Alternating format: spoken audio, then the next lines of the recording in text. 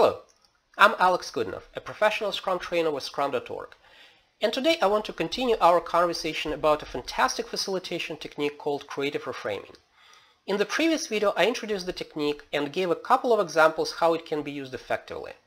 Today I will go over a couple of strategies that are vital to making your team facilitation or professional coaching client engagement more effective. But first, let's talk about when the creative reframing technique is most appropriate. This is the diamond of the participatory decision-making, as introduced by Sam Kainer in his book Facilitator's Guide to the Participatory Decision-Making. Creative reframing is a natural fit for the grown zone in the middle.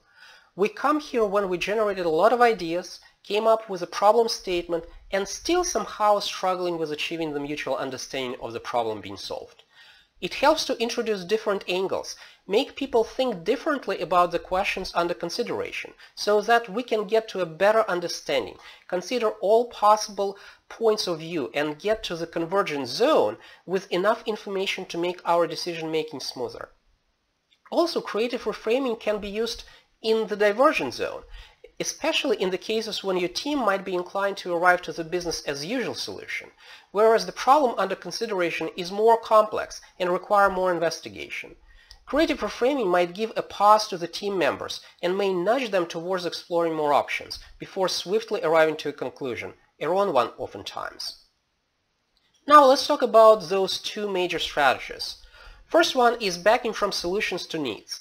I talked briefly about it in my last video while introducing the creative reframing facilitation technique. Sometimes people tend to jump to solutionizing the problem without sufficiently exploring its all nooks and crannies.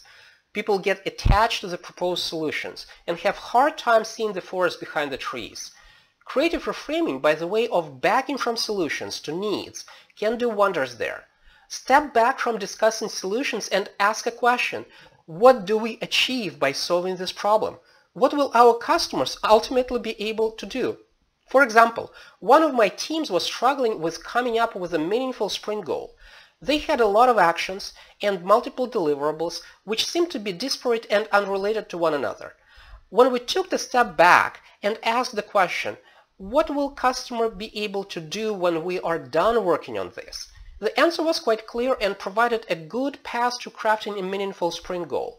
Our customers will be able to make much better decisions about a critical business process by the way of analyzing the data that we will provide. Another strategy involving the analysis of underlying assumptions, especially those that seem to be unmovable, the impediments that we perceive as those that cannot be removed or solved.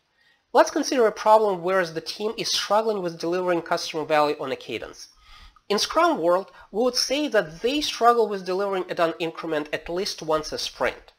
People might come up with all sorts of explanations. We do not have enough people. We do not have sufficient skills. The infrastructure is not ready or hard to use. Other departments do not cooperate or they ignore our requests. The policies in place are too rigid to enable us delivering the value. Take each of those and consider whether it actually cannot be changed. Let's say we'll start with we do not have enough people, for example. Leaving aside the validity of that concern for a moment, is that part of the problem still unchangeable? If we were to solve it, where would we start? Would we ask for more money? Would we consider collaborating with other teams? Would we go look for some specific skills that we require and find them somewhere in the organization? These kind of questions tend to uncover deeply seated we cannot do anything about it assumptions and make people consider all available and sometimes very unexpected options. And that is all for today. Hope you enjoyed this quick dive into creative reframing and learning about its strategies. In the next video, I will wrap up reviewing the creative reframing through a few activities that you can use with your teams or client.